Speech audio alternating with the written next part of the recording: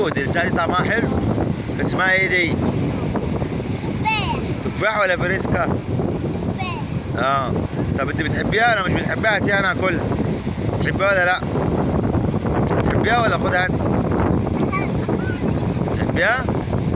وريني كده اكلتي حته قد ايه؟ طب ما تجيبي حته من الرقه اللي عامله. وريني كده يا سجود. طب خلصها عشان تنزل الميه، ماشي؟ يلا.